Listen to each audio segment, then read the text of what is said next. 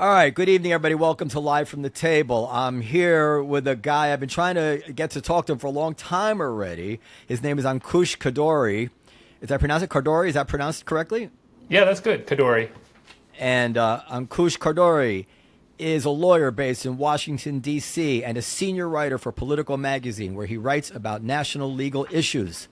He was previously a contributing editor for the magazine, as well as a columnist and contributing editor for New York Magazine, where he wrote a column and features on legal affairs. He's also written for the New York Times, the Washington Post, the Wall Street Journal, the Financial Times, the New York Review of Books, the New Republic, the Atlantic, Time, USA, Wired, Slate, the American Prospect, and the Columbia Journalism Review.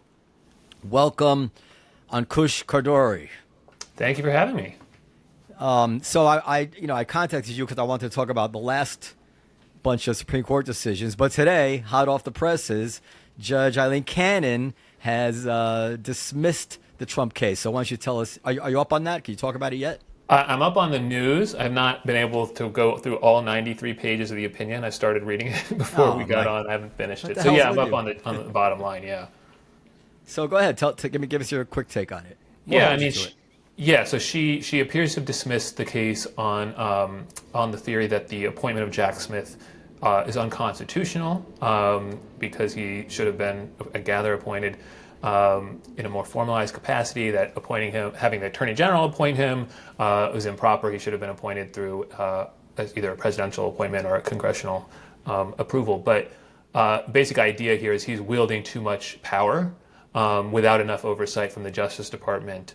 It's a 93-page opinion. It looks like it's going to be a pretty complex thing. But I think a lot of folks kind of thought that this was in the cards, particularly in light of, and we're going to talk about this separately, but in light of a concurring opinion that Justice Thomas issued in the Trump immunity case that zeroed in on precisely this issue of whether or not the appointment of Smith was appropriate or not.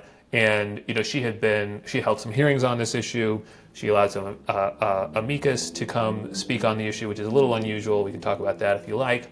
So I think a lot of people were prepared for this. I'm still a little surprised, to be honest. But it was something that was on folks' radar. I expect it'll be appealed to the 11th Circuit, then potentially the Supreme Court. I think talking about contemplating actually all the mechanics and the scenarios are fascinating, but a little bit tricky, because I think one thing that's at the top of my mind is, if I understand the logic of the opinion correctly, then it seems like the case could be resuscitated with just having a U.S. attorney, a presidential appointee who's confirmed by the Senate, bring it potentially even the U.S. attorney in Florida in the relevant jurisdiction. But obviously there's a lot of moving pieces in terms of the November election, whether this case even survives past that if Trump is reelected, and so it's a interesting piece of work with a lot of. Now, is it a ridiculous decision that she made?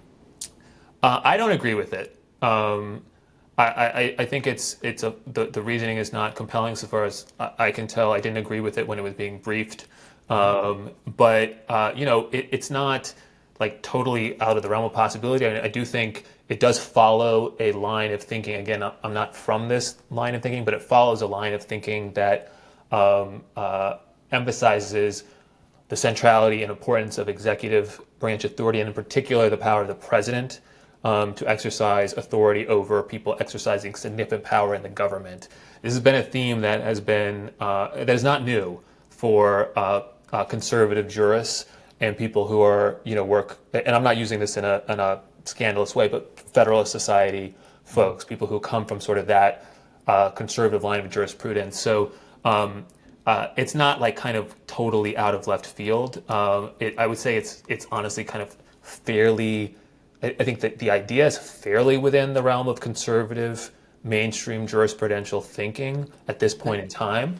Now, she was a Federalist Society member, correct? She was. I mean, I don't place as much emphasis on all of that as some other people do. She was, and she was, of course, appointed by Donald Trump too. Yeah. Well, this is a big thing I want to talk to you about. So, I know smart liberal people, journalists, who every time a decision goes Trump's way, they assume it's because it's political. They have to be supporting Donald Trump. Never mind that Justice Roberts upheld Obamacare. Never mind that Justice Roberts, didn't save Trump's butt on his tax returns. And I know there's other decisions. And never mind that Justice Roberts, to me, kind of fits the profile of what you would expect to be kind of a never-Trumper conservative. I'm not talking about Clarence Thomas, right? They can't see it any other way. And, when I went to law school, I never practiced law, but I went to law school. Most 5-4, 6-3 decisions, something like that. Most students said, what about this? What about that? It wasn't like, they were never like ridiculous. How could anybody possibly think? If it got 3 votes or more, then it was considered to be worth chewing on. But not now. Now anything that comes out in Trump's favor has got to be corrupt, and it's quite an accusation. What do you think about that? Yeah, so I want to bracket the immunity case because a lot of what you talked about there is relevant to that, and I have a lot of thoughts that are kind of almost unique to that case. On Cannon in particular, there has been a months-long kind of rolling debate about is she in the tank for Trump? Is she trying to get on the Supreme Court in a Trump administration? Is she in over her head? Is she too inexperienced for a case like this? I have found that debate to be quite frustrating, simply because it refuses to stop. I don't think that there is an answer to it. My position I've taken is that I have attributed it mostly, the flaws that I've seen in her opinion so far to inexperience, maybe a slight preference for conservative thinking, and maybe even the president, but not President Trump, former President Trump, but not she's trying to tank the case. One of the arguments that I've been making is there would be much easier ways to tank the case, or easier ways to handle the case in a way that would set her up for a Supreme Court appointment. I don't think she would be following the steps she were following if this was an elaborate plot to get on the Supreme Court in Trump's second term. But that debate sort of refuses to die. I mean, it's also unresolvable, right? I don't know what she's thinking in her head, and I think the record on her has been sufficiently kind of odd and awkward for me to render a definitive decision. That said, it is now, there is now a pattern here in which, going back to the search of Mar-a-Lago and her appointment of a special master, where these kind of close decisions, which we would expect to be typically resolved in a certain way, typically resolved in favor of the government, candidly, she was resolving in favor of Trump, and then she's gotten reversed a couple of times by the 11th Circuit. Remains to be seen what will happen with this case if it goes up on appeal. So there is something there that has really attracted people's attention, but I don't think it's as simple as, people call her a MAGA justice and say she's just trying to get on the Supreme Court. I don't think it's as simple as that, but I also think it kind of doesn't matter at the moment, just given where we are and the relevance or lack thereof of this case between now and November. Yeah, I mean, if I believe it about anybody, I believe it about her. That whole special master thing, although at the time I looked into it, and the arguments were plausible to me, but the biggest indication would be, and of course it could be true in that case and not in this case, the biggest indication to me would be, is she making decisions that are, as you already alluded to, out of step with what you would predict of a judge who comes from that legal school of thought. And if she comes from that school of thought, and you tell me that school of thought would likely go this way, then that's that as far as I'm concerned. It's when the school of thought wouldn't indicate that, or it's hypocritical to that school of thought, then you have much more smoke, right? Yeah, I mean that's a fair way to look at it. I will say I think it is. I think the timing of this decision is a little strange. Not that we're talking on Monday, a couple of days after the attempted assassination of Trump. Not in that direction, but that it's the day of the first day of the Republican National Convention. He's going to be in the Republican Party will making a lot of this. Obviously, it's a major victory for him. I expect it will be. I mean, he has already tweeted, sent out a Truth Social post about it. That I find a little unusual. I'm just curious why she didn't hold it until Friday, since there's no reason. Yeah, you're absolutely right. I mean, whether she's biased or not biased, it seems to be just dumb and oblivious, because you don't want to look like you're a judge. Even if you are biased, you don't want to look biased, right? So you want to cover your tracks. Don't release it on the day. And if you are not biased, you should also have the sense that I might look biased if I do. Either way, it's like, why complicate it, right? Just hold off a few days. Exactly, because this isn't a decision where there would have been any material difference between issuing it today versus Friday. And I think there's a lot of talk about these court proceedings and how the judges are conducting themselves in connection and with a campaign that is ongoing. So none of these are easy questions. But it just seems to me that if I were in precisely her shoes and intended to reach exactly the same conclusion, I would have held it over until Friday. Absolutely. Okay, but okay, that's canon. Well, when we talk about people like Justice Roberts, we're talking about quite another level of respect that he's entitled to, quite another level of record, and quite another level of showing objectivity and ability. I mean, there was no issue more central to partisan politics than Obamacare was, maybe in my lifetime. That was the issue for years and years and years. And the case against it was pretty strong. And yet, Justice Roberts came down on Barack Obama's side. And that, to me, that was really all I needed to hear about the man to know that I couldn't just write him off as a MAGA justice, right? Yeah, I don't like that term. I don't, because Alito with the flags and Thomas with his wife. At least I can't say it's ridiculous. Right. Go ahead. Agreed. As applied to them, I kind of get it, but I just don't like that term. Or even applied to like the justices that Trump appointed, right? Right. At least they seem less MAGA-ish than the ones I've already mentioned. Correct. I mean, that's the irony of it. But I mean, if you were going to attach like a Trump label to someone, you would attach like it to quid pro quo, to the appointees, right? Just not, But in any case, it seems to have become sort of a more fashionable term. I think this is a new thing, particularly headed into November. The Supreme Court may be more of an election year issue than typically is the case. I think, I still tend to think of them more in the mold of conservatives or Republicans, and think of them, whether and to what extent I have criticisms of them fall into the camp of maybe political inclinations toward conservatives or the Republican Party, and not just MAGA justices just singularly doing the bidding for Donald Trump.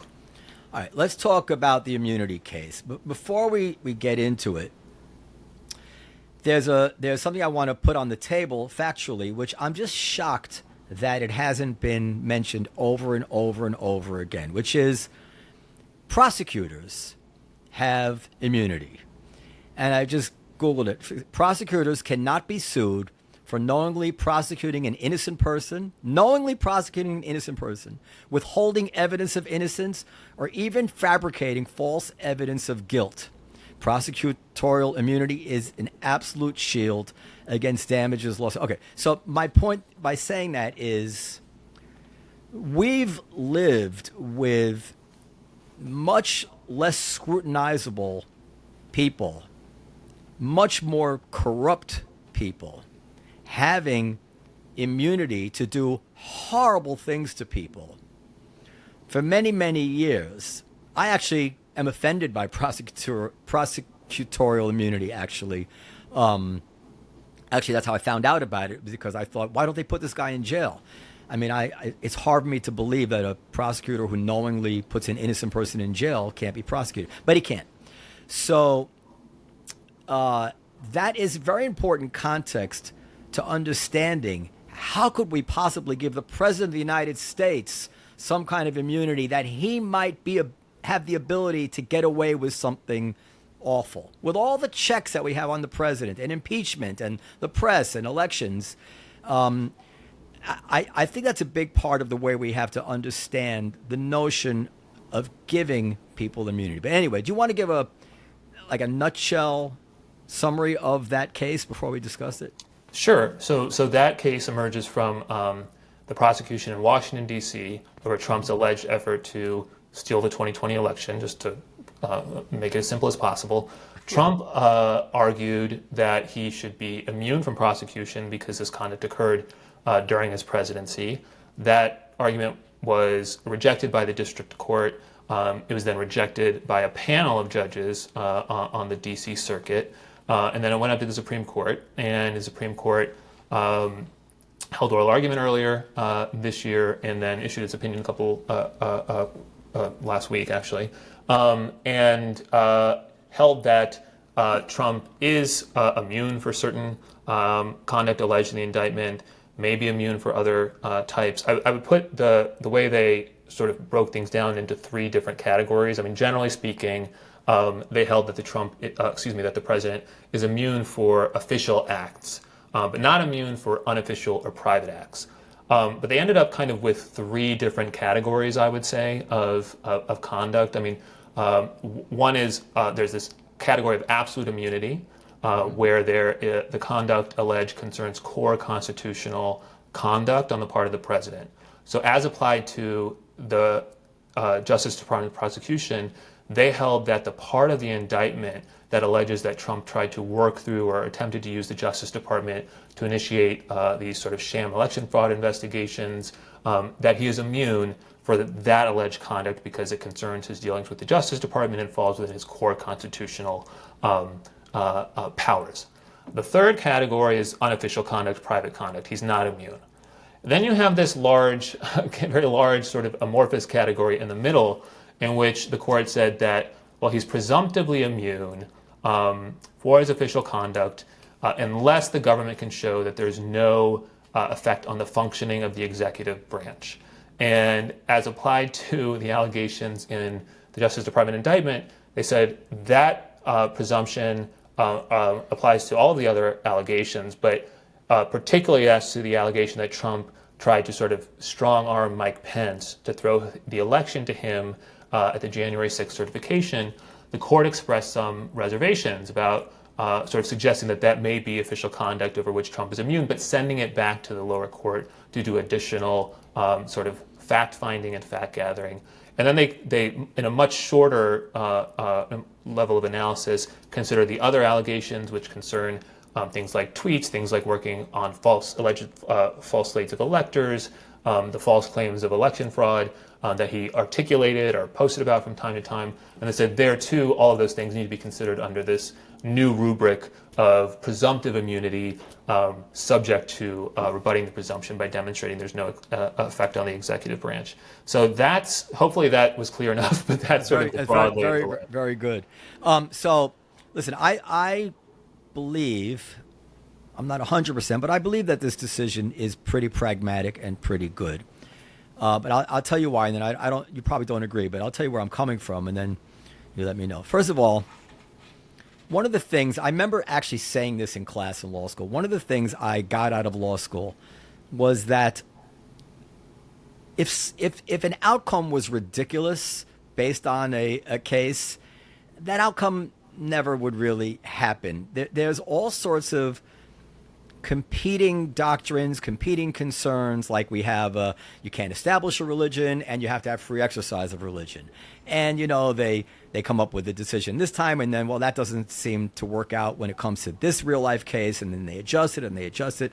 But in some way, without knowing anything about the law, if anybody thinks that the Supreme Court intended to make it perfectly okay for a president to assassinate his political rival and have absolute immunity, I'm saying that's just not the way the world is actually going to work. That's not what they meant, and it's not what they're gonna mean. But that's number one. Number two is, and this is where I need your guidance.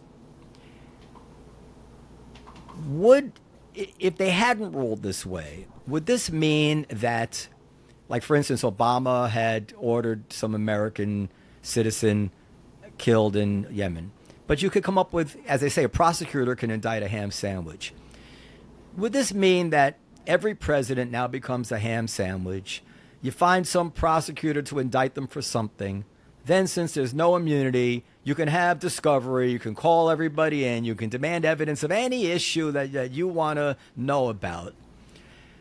If that's what it would mean, how could we not have immunity for the president? We can't have that.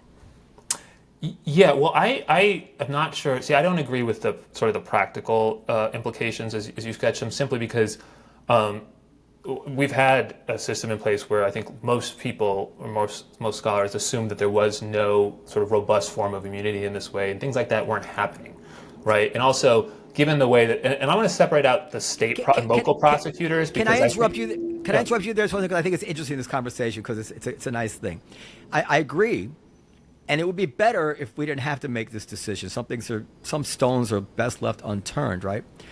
Hard cases make bad law, all that. But the world has changed, and I'll give you an example. Bill Clinton pardoned Mark Rich.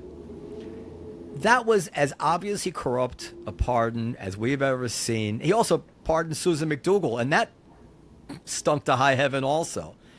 But the norm in place at that time was everybody, well, what are you going to do? You know, it's the president. Nobody was indicting him. If that happened now, if Donald Trump had pardoned Mark Rich, they would be investigating him for a crime. And because the world has changed, because the norms have changed, because the taste for blood has changed, I don't know if what happened in the past applies anymore. So go ahead. Yeah, okay, well, just first of all, Donald Trump did pardon a lot of people and issue a bunch of controversial pardons, but I don't want to litigate that. But nothing like that. Nothing I know about anyway. But go ahead. But go ahead. Well, I mean, look, there's a guy named Philippus Formas who was a convicted health care fraudster down in Florida. This didn't get any attention because nobody knew who the guy was.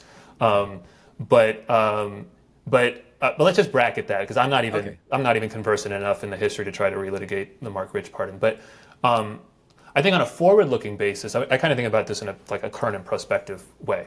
I understand, and I've actually been quite ambivalent, I would say, about the local prosecutors, the Manhattan prosecution and the Fulton County prosecutor. And in fact, I've written a couple of times about how I think the Justice Department should have preempted those cases.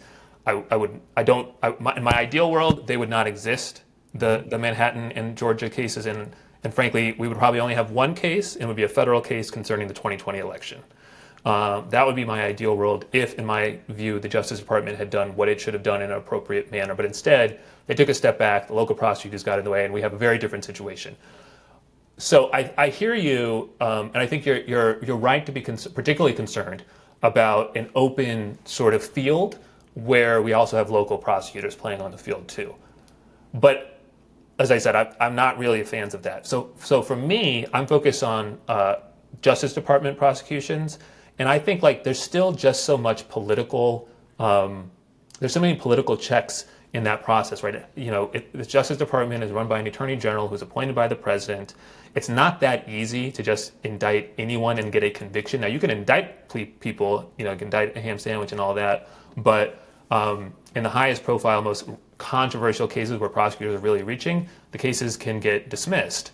And there are protections built in that make it, unlike in civil cases where anyone can file a civil lawsuit against a government official, only the Justice Department can file a federal criminal case against someone, including a former president. So I didn't quite see the implications of sort of opening up the floodgates in that way for the future. I do understand people being concerned about the tit for tat. But this applies to local cases as well, right?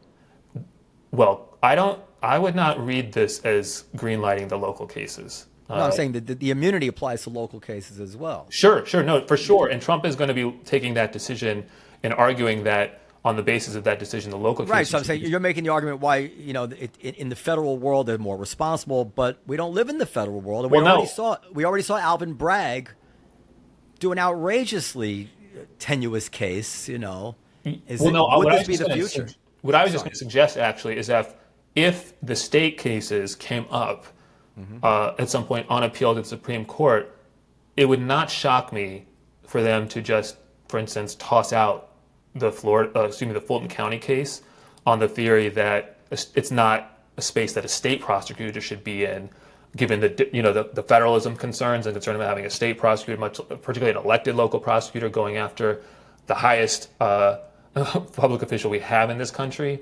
So I think that this is the most generous standard that would be applied to the state prosecutors. What I'm suggesting is actually, if the Supreme Court ever considers one of those cases, the state prosecutors may not actually be entitled even to this level of accommodation, if you want to call it that. But I do want to just, if I could, sort of articulate how I would have liked to see in this case resolved, because Yeah, please do. For me, I thought that the district court's opinion was good.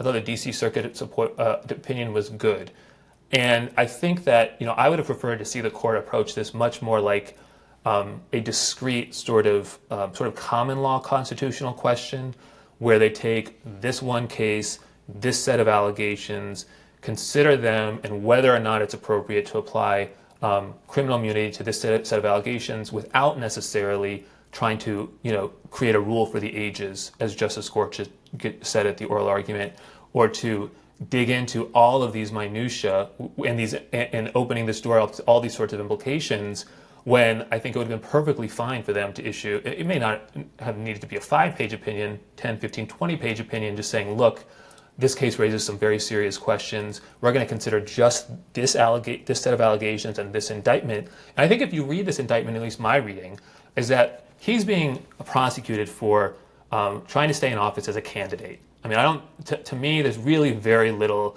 to suggest that he was trying to do anything to promote the public good or anything that we would typically regard as being the province of a president, as opposed to a candidate who just wants to stay in office.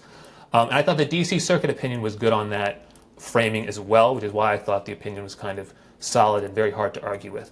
To me, I think this case was, I could kind of tell where this case was headed, well, even before the oral argument, the fact that there was an oral argument, the fact that it took longer than I would have liked to have seen.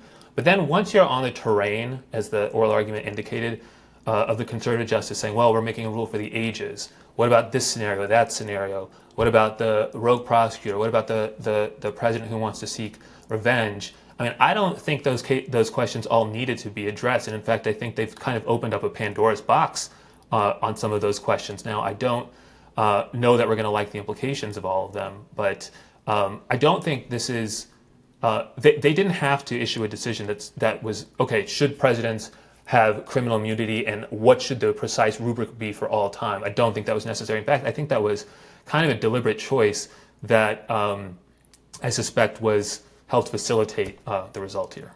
Well, okay, let's think. This is so interesting. So first of all, do you agree, within this case, people don't realize this, they actually gave, by the way, I went to law school with Tanya Chutkin.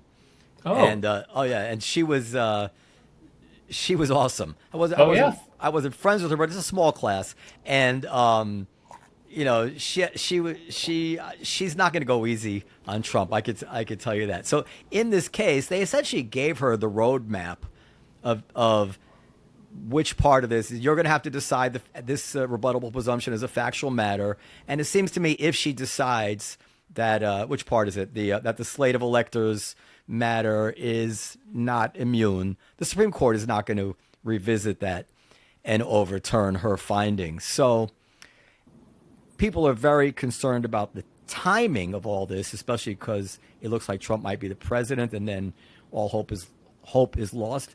But if he were not running for office now, then this case would not preclude his conviction. It would just preclude, slice off part of it, and they would have their satisfaction. You agree with that? I would look at it, I'll frame it a little differently, but just to get to the same point, which is that if he loses in November, this case is still going to go forward. Yeah. Right? Which is a different way of saying the same thing. And they basically telegraphed in their opinion which part of the case. Like, look, if you think that's not immune, that's up to you, district court. Well, I mean, look, there's a difference. There's a reason why Amy Coney Barrett wrote a concurrence in which she said explicitly arranging the private slates of the electors in her estimation will be private conduct, not subject to immunity. But that was a concurrence. The majority conspicuously did not say that, right? And I think, but the majority did say, this goes back to that issue is for the district court to decide.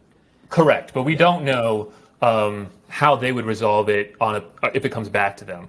And also, they did kind of, I don't know, the section of the opinion on Trump's dealing with the vice president, they're very equivocal, right? It's very much on the one hand, on the other hand kind of thing, and then kind of tosses it back to Chutkin. And I think, but that's the key. They toss it back to Chutkin. To me, that's the key, as a practical matter.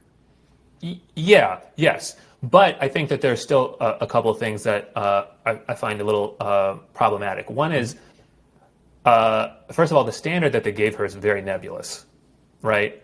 I don't know what it means to first of all, presumptive immunity is not a term that's like common in the law. And I don't know how you can, as a practical matter, override a presumption if the standard is it has to have no effect. Like if they mean that literally, that it has to have no effect on the executive branch in order to override the presumption. That may basically just be absolute immunity, right, for that conduct. And they use that language a couple of times throughout the opinion. And so that's one problematic element of it, I think, because in telegraphs, perhaps, that I wouldn't be so optimistic about the rest of the case. Well, let me ask you this. Because she joined that opinion, Amy Coney Barrett. Yeah. So the issue about the language that you're mentioning, they didn't address each other. Like she apparently didn't demand that language be clarified. She could have not joined on that language. And Roberts didn't feel the need to separate himself from what she said, even though she was kind of, by joining it, apparently they're all in agreement about this language. Not the factual matter, but the standard. So can we read those tea leaves in any way? You follow me, right? Yeah, I do follow you. I'm not inclined to read tea leaves that carefully. I do hear you. Look, there's one very significant point on which he did respond to her, right, where she said, look, because another part of the opinion says that the government cannot introduce evidence of official immunized conduct, even if the prosecution concerns allegations of unofficial conduct. And she said, well, look, that means that you won't be able to prosecute a president for accepting a bribe in exchange for, say, a pardon. And he did respond directly to that, not terribly convincingly in my view, but he did, which I think is further evidence for your view that maybe they were sort of engaging in a very, very specific way. I don't know. But I think that the thing that I would say is that, we don't know how they'll resolve this. I come back to the section. Look, I think the section on Trump's dealing with the Justice Department, I think it's crazy, to be honest. I shouldn't use a word like that because it's too brisk, but I think it's very hard for me to wrap my head around as a practical matter. We can come back to that. But I just want to say the other thing that I find challenging about this case, if you're Judge Chutkin and it's been sent back to you, is that they gave her no real guidance on what the sources of evidence and information are that she's supposed to feed into this, right? So you have a standard, but one question is like, well, what is the standard? I think that's not entirely clear. And then the second question is, well, like, how do you determine whether or not that standard has actually been met? And I thought they were quite vague on that too. So they've kind of sent it back to her, you're right, and that is a key point that they've sent it back to her. But I think she's got the case in a very, very tricky posture where there's actually, in some ways, not enough guidance for her for what she's supposed to do. See, the reason I like it, maybe it's the business owner in me, to kind of use ambiguity, is that the future is so... Yeah? Sorry, you're cutting in and out. That's okay. Each computer records locally. Sorry. The internet's glitchy. So I started to say, I kind of like the ambiguity. Maybe it's the business owner in me. That and it's kind of what I was saying before about not having to worry about allowing somebody to use a SEAL team to assassinate their rivals. By the court not giving a really strict standard, they're allowing for the fact that they can't predict, but they're going to leave it up to the kind of common sense of judges to protect the American people, protect the office of the presidency. and not use every standard becomes a way that clever lawyers find a way to to get around or whatever it is. I'm comfortable with a more open-ended process where the lower courts decide, and if they really abuse their discretion, then it goes to the Supreme Court, and the Supreme Court then has to say, well, no, this is too far, so now we're going to begin to take the chisel and we're actually going to carve out that standard, make it more specific. Now that we're presented with a case that demands that detail, now we'll give you that detail. But we don't need to give you that detail now. That's my feeling about it.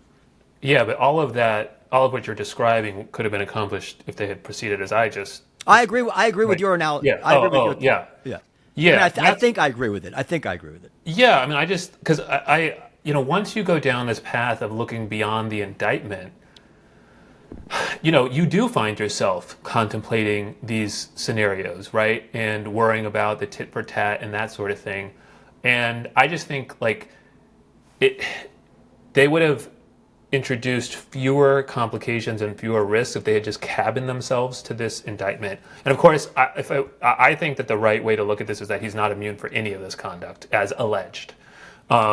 So even if they had just focused on this indictment, I'm not sure I would have liked the result. But I think a lot of the things that people are spitting out from it, like the SEAL Team 6 scenario, that sort of thing, they could have mooted that too, right? By just saying, we're not considering all of the many complex hypotheticals that might come up in a new fact pattern, right? That hopefully we'll never have to encounter. But right? Okay, but what's rich is that as it's all turning out, the guy that the people who oppose this decision trust least on earth to not break norms is Donald Trump.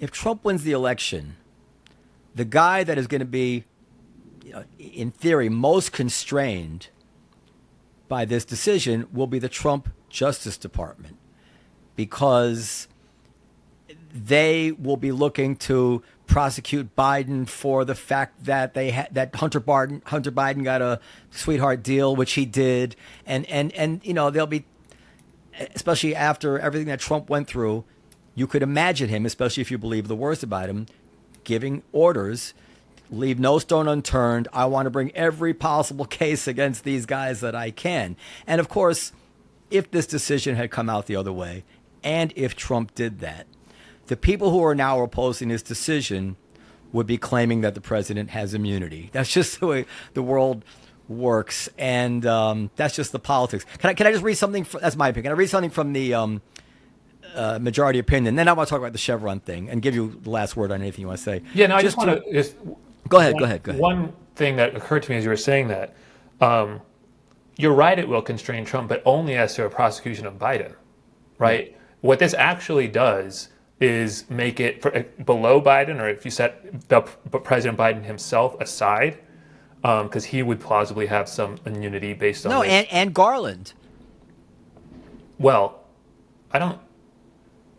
Garland, because they would demand to know what the president told him, and then the president would claim immunity, and Garland said, I can't answer. The president has claimed immunity. Oh, you mean... Oh, see, but I don't see a conceivable criminal case on the theory that there was a sweetheart deal, and I don't... First of all, I don't agree it was a sweetheart deal, but even if there was, I'm not sure what it's at least as plausible as the Stormy Daniels case. I mean... Well, no, but I don't want to do that. Is there a statute or a theory? I don't want to just do that. Say it's plausible. The ham sandwich is that no one's ever heard of the Justice Department allowing the statute of limitations to just lapse on an open and shut tax evasion case. And they did that with him. And then we had two whistleblowers came forward and says they were told they weren't allowed to ask this question, not allowed to go to Biden's residence. I can't recite all the details. I don't want to get them wrong, and I don't want to oversell them. But there's a lot of smoke there. Typical political corrupt smoke, stuff in the past that nobody would have thought about bringing charges about, just saying, oh, that stinks, But you could just imagine, after what Trump has been through, if he were president, you can imagine it's a new world now. And let's look into that. And this protects Trump and Biden from this kind of stuff. And that's what I was getting to. So it's almost as if Roberts tells us exactly that that's what he's worried about. He says, the The dissent overlooks the more likely prospect of an executive branch that cannibalizes itself with each successive president, free to prosecute his predecessors, yet unable to boldly and fearlessly carry out his duties for fear that he may be next. And, we'll never know if he's wrong or right because he's precluded it. But as we know, a lot of counterfactuals turn out to be properly avoided. I just think all I would like to see people do is calm down and understand that whether you agree with Roberts or not, that's what he's worried about. It's not crazy. I'm worried about it too. I was against Bill Clinton being having to answer Paula Jones charges while in office. I like the idea that the president is free to do his job. Go ahead. Yeah, no, I was just going to say, the on the other side of the ledger, though, is that the court has immunized the president for essentially anything that he does through his Justice Department, any kind of consultations with his Justice Department. To me, that opens up in a very big problematic set of scenarios itself. To say but that opening it was also problematic. That's the thing. That's why, let me give you. I didn't catch that. I said, but opening it to the examination, to the prosecutions, also leads to certain problematic scenarios when you're dealing with a political class that has no shame and no sense of forbearance that we've had through our history.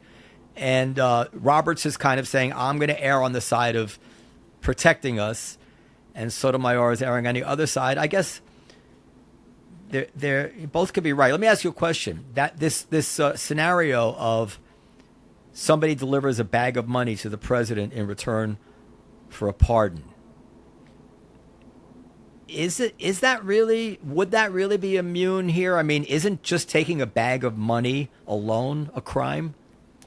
Well, taking a bag of money in exchange for the pardon. Just taking, you take the bag of money as a president, you're guilty of something. You don't have to say what it was in exchange for, do you? Not allowed to take a bag of money. I don't think he's allowed to supplement his income with outside sources. But of course, that was happening during the Trump presidency through his businesses, right? I'm sure it's a civil infraction of some sort if someone would just give the president a bag of money because of the way he's supposed to be paid under the federal law. I don't think it would be a crime per se. It would need to be a bribe, I would think, the bag of money in exchange for something else. It would violate gift bans and things like that, which also I think fall in the realm of civil penalties and things like that. But simply the bag of money, I don't think would be a crime. But I don't think we need to litigate that. I think that the thing that I think the question in particular that Roberts and Barrett confronted was, does the decision effectively make it impossible to prosecute a president for bribery? Say in that scenario where he gets a bag of money in exchange for the bribe, because the scenario that Barrett posed was, well, look, if you've created this rule where the official conduct cannot even be introduced in a case that concerns unofficial conduct or conduct that should be outside the president's powers, like taking a bribe, then how, practically speaking, could you actually prosecute a bribery? Because it's a quid pro quo. Like, you can't prosecute them without the whole story. And Roberts says, well, look, in that situation, the official act, you won't need evidence of the official act, or you won't need to uncover evidence of the official act because, say if the bribe is done for an appointment, then the fact of the appointment will become public. Right? Or the fact of putting someone into an ambassadorship, let's make it more concrete, that will become public. I don't know if it's as easy as all that as he's claiming it is, because the crime of bribery is completed upon the agreement, right? We often, of course, we see the cases typically after the bad act has occurred, but the crime itself can be prosecuted at the point of agreement, right? At the point of the quid pro quo. So I think even he would have to concede, and they didn't confront this in the opinion, that he has definitely, or that opinion has definitely made it harder to prosecute a president for bribery unless the bribery goes to completion, right? Right? Which I think is unfortunate. I just thought of something. And by the way, bribery is mentioned specifically in the Constitution as something impeachable. So, it depends how much of our what's the expression? How much of our pound of flesh we insist on having from our presidents if they take a bribe. And like I say, I think presidents have taken bribes. But the problem is the bribe on the way out the door. Yeah, right? That's the pardon. That's the Mark Rich thing. Well, and that's why the impeachment remedy doesn't work in that situation. But yeah. But the fact that it mentions bribery may make it somehow come into the consideration of whether or not you can really exclude this. But this is interesting. I agree. This is interesting that by not giving, if we're worried about a president up to no good, then by keeping the standard ambiguous, you make it much harder for the president to construct his behavior to specifically conform to the standard that's been laid out for immunity. You follow, right? Like yeah, if you said, I do. You're immune this way, not well, I'll just do it this way. Haha, you can't catch me.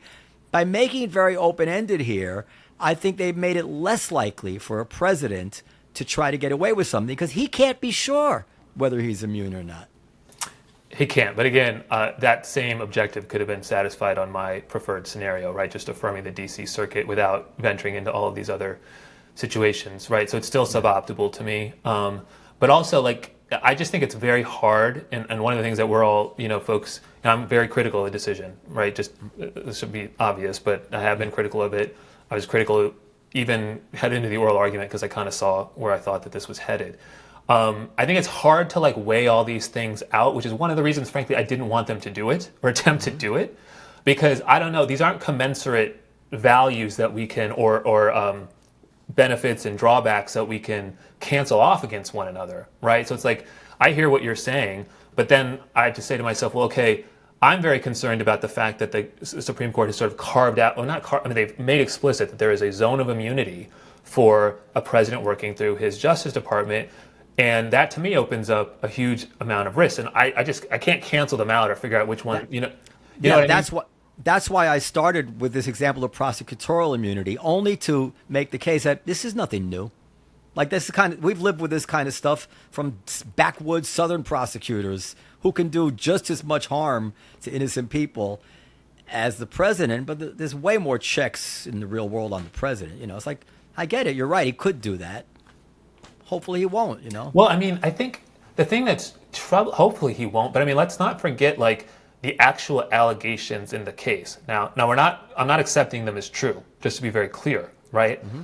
But the allegation is that Trump came close to, almost did, use his Justice Department to lie to the public and to remain in power unlawfully despite knowing that he had lost the election. And if that is true, right, I think it is frankly stunning that someone could be immune for that. I think it's stunning. I don't think it makes any kind of sense logically, constitutionally. I don't think that there's anything in the text of the Constitution, anything in our history that suggests that that's true. The standard, the methodology that they use, I'm sure this will be very apparent to you, that the majority use, it bears no resemblance to originalism or textualism, which are supposed to be the two theories that they're most firmly associated with. The opinion works from sort of structural inferences from the Constitution, concerns about the practical implications. Those are the sorts of tools that the conservatives routinely criticize the liberals for using for and have used for decades. And so now you find them using these same tools that they derided and ignoring their own methodological commitments to originalism, to textualism. What would the originalist take be on something like this? That there is no meaningful evidence in the historical record whatsoever that the framers intended to confer any criminal immunity on a president. But don't the originalists have some convenient out for situations where the Constitution is completely silent about something? They have something I've read. Maybe I'm misremembering. That could be escaping me too. But look, typically their thing is we look to what the framers intended at the time that they passed the relevant passage, whether it's the Constitution or an amendment, to see what they understood it would be. There is no contemporaneous evidence that, at least from the majority's own opinion, and they had plenty of time to find it and plenty of incentive to find it, that suggests that the framers ever thought that a president would enjoy any type of criminal immunity. And in fact, there's plenty of counter evidence too. And then on the textualist side, there is no textual support in the Constitution in the way that conservatives typically employ textualism, right? Meaning we start with the words on the page. There are no words on the page that confer any type of immunity on the president. There's an impeachment clause, which people can draw inferences from, and I tend to think we should read in favor of criminal prosecution for a president. But and there's a Federalist paper. So I remember because I was looking at this during the impeachment thing, where he talks where they contemplate prosecution after impeachment. Yeah, well, yeah, and that was even his defense, right? And that was what senators said when Republican So Dershowitz senators said, yeah. Was what McConnell said too, right? Remember when he voted to acquit Trump in the second impeachment? So there would have been plenty of time and strong incentives for people to come up with this historical evidence, and it has not emerged, which is telling us something. So that to me also is extremely bothersome in telling in and of itself. But I think well, I don't want to. Sorry, I think I'm in. Listen. I sort of agree with you, but I feel like this is just a gut feeling that they did the right thing here because the country was spinning out of control. I know that's not. They can't write that, but I think Roberts was like, you know what, this is going too far. We can't have this tit for tat. The most compelling originalist arguments pertain to things which were really discussed, and the least compelling are the ones that they could have never contemplated. Anyway, we talked the whole time about this. You're really a great expert. I do want to ask you quickly about was it Loper Bright? Is that the name of the case? Yes. The Chevron case. So one of those names that, like, as you know from reading the cases in law school, that like is going to be a very distinctive case name. As a business guy, just in a very common sense way, I prefer anything that has a judicial last word to an agency, because the agency has an agenda. The agency doesn't take an oath to justice. The agency is appointed by somebody who wants to see a policy. If anybody can imagine, if you were in trouble with the IRS for some novel tax issue, do you want to go before the IRS or do you want to go before a judge? So just like in a very zoomed out way, I have no stake in this. I support the idea of taking a lot of these decisions away from these bureaucrats. How do you feel about it?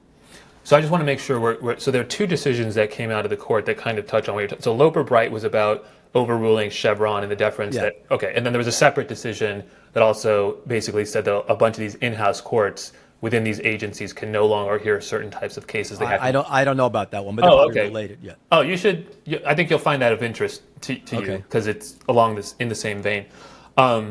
Basically said that like the case emerged out of an SEC enforcement action and said like the sorts of things you're asking for cannot be resolved in an administrative form. You need to take it to court for a judge and jury to resolve. So on the question of on Loper Bright, just to set the table here for folks, until this decision, there was a doctrine in place for several decades called the Chevron Doctrine that held that courts were supposed to defer to agencies' interpretations of laws and regulations within their purview if Congress had not spoken exactly to the question in front of them, in front of the court, and if the statute or the relevant regulation was ambiguous and the interpretation offered by the agency was a reasonable one. Courts in those circumstances were required to defer to the agency. And the court's decision on Loper Bright explicitly and overturned what's known as the Chevron Doctrine and holds that basically courts have to resolve these questions by themselves without any kind of sort of thumb on the scale, so to speak, for the agency's interpretation. So that's kind of the situation here. Look, I think obviously the argument in favor of the result that they reached is the one that you described, which is judges are supposed to make laws. They're the ones who are supposed to resolve these sorts of disputes, and that's kind of the way things are. And we shouldn't deviate from that in the particular setting of an administrative agency. I think that, as a practical matter, though, I was a pretty strong supporter of keeping the Chevron Doctrine in place, simply because, as you know this as well, I'm sure, the array of regulations that federal agencies administer are so complex and so minute and so often context specific and requires often subject matter expertise that I don't think that judges are frankly going to be very well equipped to take these head on themselves. And I think actually this is one of those things where we'll see kind of how the fallout kind of goes, but it's going to create a lot more work for federal judges. It's going to create a lot more work for federal judges and a lot of very complicated, difficult work for federal judges. Going to end up producing a lot of outcomes that people are going to say are politicized because such and such Trump appointee down in Texas doesn't like birth control, and so he decides to throw out this rule. Or on the other side of the ledger, you can construct a hypothetical with a supposed liberal judge. And I thought the status quo was pretty good, quite honestly. I mean, it wasn't a hardline rule, right? It wasn't like if Congress spoke to the question, that was it. The agency's views didn't matter. But we're talking about explicitly those circumstances in which there was not a clear direction from Congress, right? In which case, definitionally, there was some ambiguity. And in those circumstances, I understand concerns about the bureaucracy and all that, but I do think all things equal, we are better off having subject matter experts and the people within the agencies doing their best work than judges coming at them completely de novo. So let me end with a story. By the way, what year did Chevron start? Oh gosh. It's not an ancient decision. Oh no! I think it's 40 years old. I think was the So we managed before, but I agree. It's one of those things. We'll have to wait and see, and if it doesn't work out, then they will have to fashion something else. I mean, the system responds slowly, but the system will respond to practical problems. And so, but anyway, I don't know if you can see this. Can you see that? 91% of IRS seizures for structuring involved lawful taxpayers. This is an article. This is something that I know a lot about because I, through a series of coincidences that I probably can't talk about, was this close to having everything that I owned attached by the IRS. And once they attach it and seize it, if you get it back, you get back 40 cents on a dollar, 60, who knows, $60. And this was they stopped it. There used to be a thing where if you deposited more than $10,000, you had to, or you still do, I guess, you had to file a SARS report. The bank had to file a SARS report, suspicious activity report. But of course, restaurants, small businesses, they're always doing this kind of stuff. And if they don't, and what they would do is they would find, now let me present this properly. There was a law for seizures to try to catch drug dealers depositing cash in banks. That's where this all comes from. But what they found was that a lot of small businesses deposit a lot of cash in banks too. And the government started seizing the property of small businesses. And then there was finally an inspector general report, and I'll read it. Most people impacted by the program did not appear to be criminal enterprises engaged in other alleged illegal activity, according to a news release from the IG. Rather, they were legal businesses such as jewelry stores, restaurant owners, gas stations owners, scrap metal dealers, and others. More troubling, the report found that the pattern of seizures targeting business that had obtained their money legally was deliberate. Quote, one of the reasons why legal source cases were pursued was that the Department of Justice had encouraged task forces to engage in, quote, quick hits, where property was more quickly seized and more quickly resolved through negotiation. This is what they are capable of. They took a law designed to catch drug dealers, and they turned it at a rate of 91% knowingly to ruin innocent people. Now, this may not be apples to apples to Chevron, but to me it is.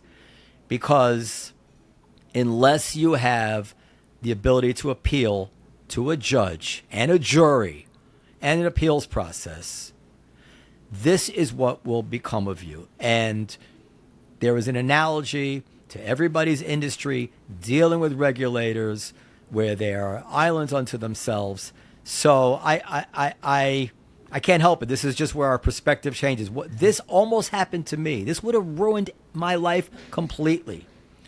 And to think that I would have had to argue with an IRS agent rather than be able to make my case to a jury is all I need to know about this issue zooming out. But I know there's more to it than that. I know there's practical considerations. I know that some of this may have nothing to do with what I'm saying to you, but there is something about what I'm saying which actually is relevant. Yeah, well, look, obviously a lot of people, myself included, are frustrated at times with how federal agencies go about carrying out sometimes incredibly frustrated with how federal agencies go about doing their jobs.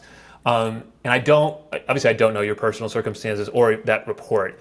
But I mean, just to be clear, the Chevron deference doctrine, it was not designed to close the courtroom door to these sorts of disputes. It was about how you interpret ambiguous regulations. So I'm not quite sure, again, it is on a one-to-one footing because it was not about, honestly, the other decision that I mentioned is more sort of on that footing because that was about what sorts of disputes these agencies can resolve in in-house courts. But Chevron, so I do think you're onto something, and you might want to check that out just for your own interest because I think you'll find that interesting. But Chevron, I think it had its most potent justification in these areas of like environmental regulation or these really, so for instance, like Justice Kagan's dissenting opinion, I think does a good job of actually trying to make concrete what a lot of these disputes are about, and she uses several different examples of sort of the types of rules that come before the courts. I mean, Chevron itself was about how you decide how to measure sort of pollution emissions and which sort of units to count in large sort of plots of land. I'm messing up the facts, but it was a very minute question about a technocratic question. It wasn't a question where there was an obvious answer under the statute as it was written, or even frankly where a jurist coming to it would have much in the way of strong policy inclinations if they were just trying to address the dispute that was in front of them. So, I can't deny, like the federal government is not flawless. I mean, we have lots of problems with our agencies. I would be the first to I've had my own frustrations with agencies personally. So I hear you there. But I think this was one of those things where like kind of the balance I think was just kind of is off. And I don't, we'll see. You're right. I mean, we'll see how the practical implications play out. I worried that those implications will be for the worst, but we will find out. We'll see. These ambiguities, obviously, somewhere in that story I just told you, somebody drove a Mack truck through some sort of ambiguity in that law because the law was never intended to be able to start seizing, to have 90% of the seizures be innocent people. And let me just so let's say they brought a case based on, again, I don't know the facts. Let's say they brought a case based on that theory.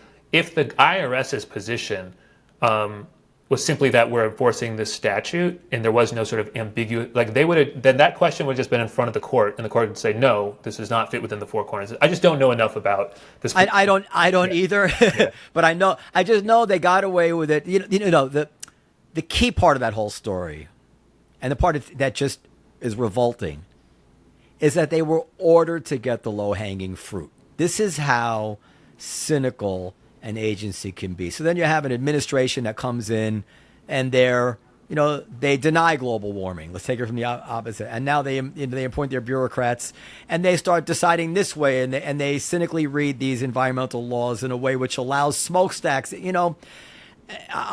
can go either way. People always forget that these things can always go either way, as with the immunity. But can I say, I don't think I don't know that the scenario you just posited is as bad as you think it is, right? It's bad in the sense that we think that the law is a fixed thing that should be stable over time.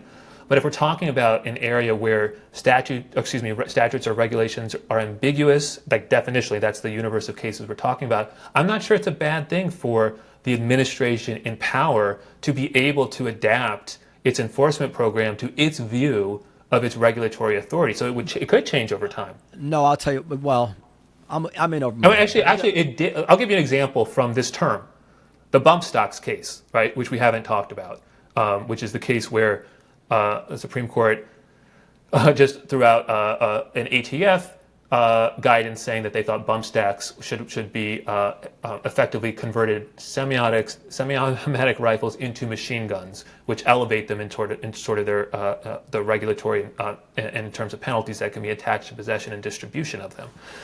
That was a situation where the ATF did change its position during the Trump administration in the wake of the shooting in Las Vegas.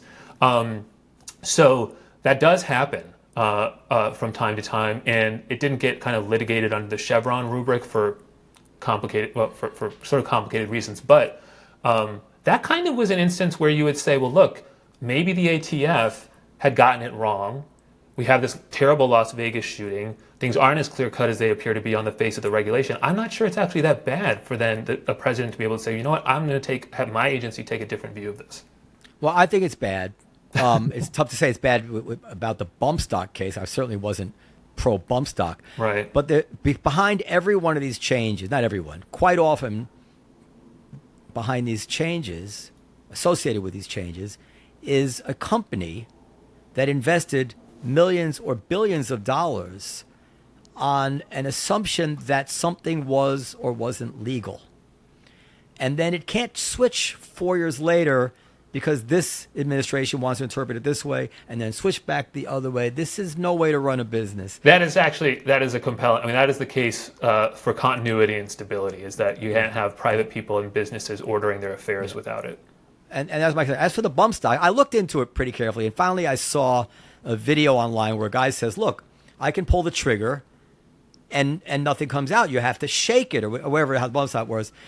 And I was like, shit, the law seems to me to be written so that a bump stock is not a machine gun. Make the machine guns illegal. It's like, what can you start putting on a bicycle to turn it into a car if it gets to a certain speed? Like, I'm sure there's a definition of a car.